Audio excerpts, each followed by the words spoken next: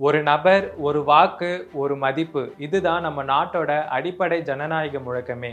நமக்கான அந்த ஒரு வாக்கு நம்பகத்தன்மை இல்லாம போனாலோ, பறிக்கப்பட்டாலோ, ஜனநாயகம் மேல நமக்கு இருக்கிற நம்பிக்கையே சிதைஞ்சு போயிடும். இப்போ அந்த அடிப்படையே கேள்விக்குள்ளாகி இருக்கும் குற்றச்சாட்டு தான் வாக்கு திருட்டு. இந்த பரபரப்பு குற்றச்சாட்டை பிரதானமா முன்வச்சிட்டு வர்றது நம்ம நாட்டோட மக்களவை எதிர்க்கட்சி தலைவர் ராகுல் காந்தி தான். இந்திய அரசியல் வரலாற்றிலேயே எந்த ஒரு அரசியல் கட்சி தலைவரும் தேர்தல் ஆணையத்தை நோக்கி இப்படியான ஒரு குற்றச்சாட்டை சொன்னதே இல்லை. ராகுல் காந்தி சொல்லி வர இந்த குற்றச்சாட்டுகளை வெறும் அரசியலா மட்டும் பார்த்து புறந்தள்ளிட முடியாது. தேர்தல்ல ஓட்டுக்கு பணம் கொடுக்கறத கேள்விப்பட்டிருப்போம், கள்ள ஓட்டு ஆள்மாறாட்டம் செய்யறத கேள்விப்பட்டிருப்போம். அது என்ன வாக்கு திருட்டு? ராகுல் காந்தியோட வாக்கு திருட்டு குற்றச்சாட்டை பத்தி நாம ஏன் தெரிஞ்சுக்கணும்? அதனால நமக்கு என்ன பாதிப்பு? வாங்க இந்த வீடியோல டீட்டெயிலா பார்க்கலாம். இந்திய அரசியலமைப்போட பிரிவு 324 படி தேர்தல் ஆணையத்துக்கு முக்கிய பொறுப்புகள் கொடுக்கப்பட்டிருக்கு. நாட்டில் நடக்கிற தேர்தலை சுதந்திரமாகவும் நியாயமாகவும் வெளிப்படையாகவும் நடத்தணும், ஓட்டர் லிஸ்ட்டை சரியா பராமரிக்கணும், அதில் டூப்ளிகேட் ஆர் ஃபேக் என்ட்ரிஸ் இல்லாமல் பார்த்துக்கணும், ஃபார்ம் 6 ஃபார்ம் 7 வழியா டெலிஷன்ஸ் ஆர் அடிஷன்ஸ் நேர்மையாக நடக்கிறத உறுதி செய்யணும்.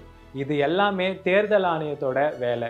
இதுல ஒரு துளி தவறு நடந்தாலும் கூட நம்ம நாட்டோட ஜனநாயகம் மீதான நம்பிக்கை சிதைஞ்சிடும். இப்படி இருக்க சூழல்ல நம்ம நாட்டையே உழுக்கும் விதமா கடந்த ஆகஸ்ட் மாதம் தொடக்கத்துல பிரஸ் மீட் கொடுத்த ராகுல் காந்தி தேர்தல் ஆணையமும் ஆளுங்கட்சியும் சேர்ந்து வாக்கு திருட்டுல ஈடுபடுறதா குற்றம் சுமத்தினாரு. அது தொடர்ச்சியா பெங்களூர்ல பிரஸ் மீட் கொடுத்த ராகுல் காந்தி தன்னோட முதல் வாக்கு திருட்டு குற்றச்சாட்டை தீவிரமா முன்வச்சாரு. கர்நாடகாவோட மகாதேவபுரா தொகுதி வாக்காளர் பட்டியல்ல 1 லட்சத்துக்கு மேலான போலி வாக்காளர்களை சேர்த்து 2024 மக்களவை தேர்தல் அப்போ மோசடி செஞ்சதாகவும், அதுல பலாயிரம் வாக்காளர்கள் போலி முகவரியில பதிவு செய்யப்பட்டு இருப்பதாகவும் ஆதாரங்களோட சுட்டி காட்டினாரு ராகுல் காந்தி.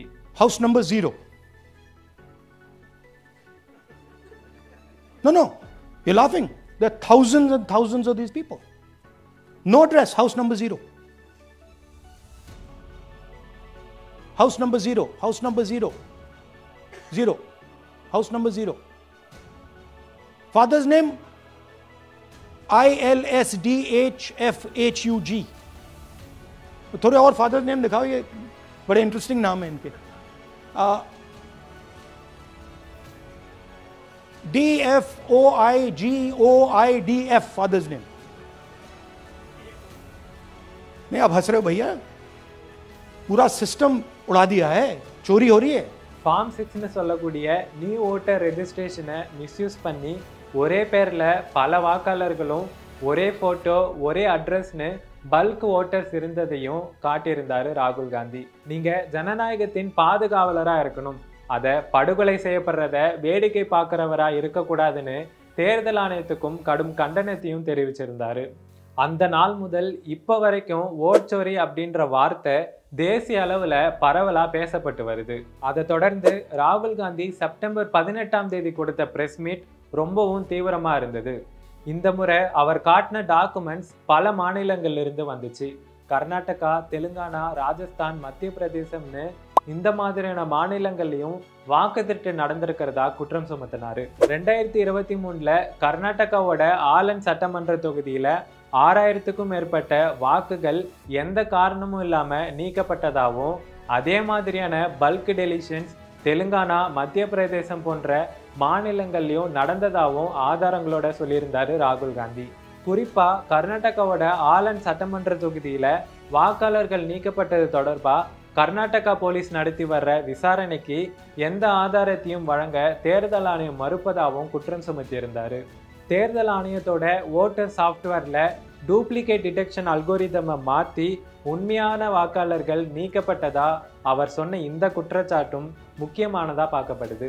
தேர்தல் ஆணையம் தொடர்ந்து அமைதி காத்து வந்துச்சுன்னா தேசிய அளவில் நடந்த தேர்தல் முறைகேடு பற்றி ஒரு பெரிய ஹைட்ரஜன் குண்டை போட போறேன்னு எச்சரிக்கை விடுத்தாரு ராகுல் காந்தி. இந்த சூழல்ல தான் இப்போ, அதாவது நவம்பர் 5ஆம் தேதி ராகுல் காந்தி சண்டிகரில் கொடுத்த பிரஸ் மீட் ஒரு உச்சம்னே சொல்லலாம். ஹச் ஃபைல்ஸ் அப்படிங்கிற பேரில் ஹரியானாவில் நடந்த வாக்காளர் பட்டியல் முறைகேடு பற்றி பல ஆதாரங்களை காமிச்சு பரபரப்பை ஏற்படுத்தியிருக்காரு. ஹரியானா ஓட்டர் லிஸ்ட்ல கிட்டத்தட்ட 19 லட்சம் முறைகேடான முகவரியை கொண்ட வாக்காளர்கள், 5 லட்சம் டூப்ளிகேட் வாக்காளர்கள்னு மொத்தம் 25 லட்சம் வாக்குகள்ல குளறுபடி நடந்திருக்கிறதா ஆதாரத்தோட காமிச்சிருக்காரு. இதோட பிரேசில் நாட்டை சேர்ந்த ஒரு மாடலோட புகைப்படம் 22 முறை பயன்படுத்தப்பட்டிருக்கிறதையும் சுட்டி காட்டியிருக்காரு. இது மட்டும் இல்லாம போலி வாக்காளர்களை கண்டறிகிற திறன் கொண்ட ஓட்டர் பியூரிட்டி சாஃப்ட்வேரை தேர்தல் ஆணையம் வச்சிருக்கு. ஆனா அந்த சாஃப்ட்வேரை பாஜக ஆளும் சில மாநிலங்கள்ல பயன்படுத்தாம இருக்கிறதாவும் ஒரு புதிய தகவலை வெளியிட்டிருக்காரு. லைவ் டெமான்ஸ்ட்ரேஷன்லேயே ஓட்டர் லிஸ்ட்டை கிராஸ் செக் பண்ணி டூப்ளிகேட் ரெக்கார்ட்ஸை ரியல் டைமாக காட்டி பல கேள்விகளையும் முன்வச்சிருக்காரு ராகுல் காந்தி. அவர் கொடுத்த எல்லா ப்ரெஸ் மீட்லேயும் அவர் சொன்ன கருத்துக்களும் ரொம்ப முக்கியம். நான் மோடியை எதிர்த்து போராடல, சூழ்ச்சியை தான் எதிர்த்து போராடுறேன்.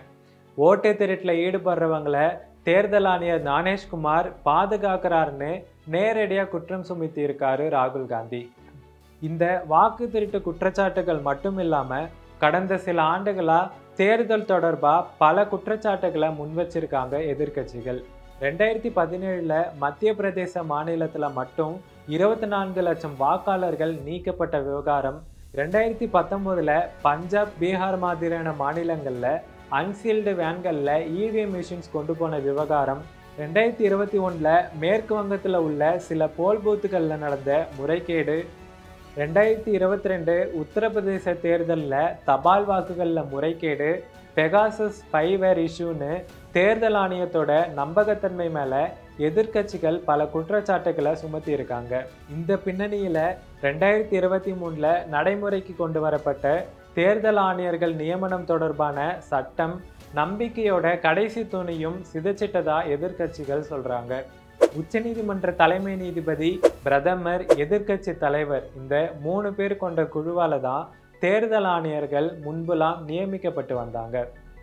ஆனால் இந்த சட்டம் உச்சநீதிமன்ற தலைமை நீதிபதியை அந்த குழுவிலிருந்து நீக்கி பிரதமர் தேர்வு செய்கிற ஒரு அமைச்சர் இடம்பெற வழிவகை செய்யுது. இந்த புதிய சட்டத்தின்படி தான் இப்போ உள்ள தேர்தல் ஆணையர்கள் நியமனம் செய்யப்பட்டிருக்காங்க. நம்ம நாட்டோட பார்வை மொத்தமும் இப்போ தேர்தல் ஆணையம் மேலே தான் இருக்குது. மக்களுக்கு தேர்தல் நடைமுறை மேலே இருந்த நம்பிக்கையை தேர்தல் ஆணையம் மீண்டும் கொண்டு வரணும். ஓட்டர் லிஸ்ட், டேட்டா ப்ராசஸ் எல்லாத்தையும் பொதுவெளியில் வெளியிடணும். ஒவ்வொரு மாநில வாக்காளர் பட்டியல் தொடர்பாக ஒரு இண்டிபெண்ட் டிஜிட்டல் ஆடிட் நடத்தணும். மக்கள் தாங்களே ஓட்டுகளை வெரிஃபை செய்யும் வகையில் ஓப்பன் வெரிஃபிகேஷன் சிஸ்டமை உருவாக்கணும். ஃபேக் என்ட்ரிஸ், அரசியல் தலையீடு இருந்தால் ஜீரோ காம்ப்ரமைஸ் பாலிசி கொண்டு வரணும்னு பல கருத்துக்களை அரசியல் வல்லுநர்கள் தெரிவிக்கிறாங்க. தேர்தல் ஆணையம் அது மேலே இருந்த கிரெடிபிலிட்டியை மீண்டும் கட்டி எழுப்ப வேண்டியது ரொம்ப அவசியம். எலெக்ஷன் ரிசல்ட்ஸு ஒவ்வொரு 5 வருஷத்துக்கும் ஒரு முறை மாறலாம். ஆனால் ஒரு தவறான வாக்குக்கு ஒரு தலைமுறையோட எதிர்காலத்தையே மாற்றுற சக்தி இருக்குது. இந்தியாவோட ஜனநாயகம் சாதாரணதில்லை. 145 கோடி மக்களோட கலெக்டிவ் ஹோப். அந்த ஹோப்பை பாதுகாக்கிற கடமை தேர்தல் ஆணையத்துக்கு உண்டு. நிச்சயம் பாதுகாக்கும்னு நம்புவோம்.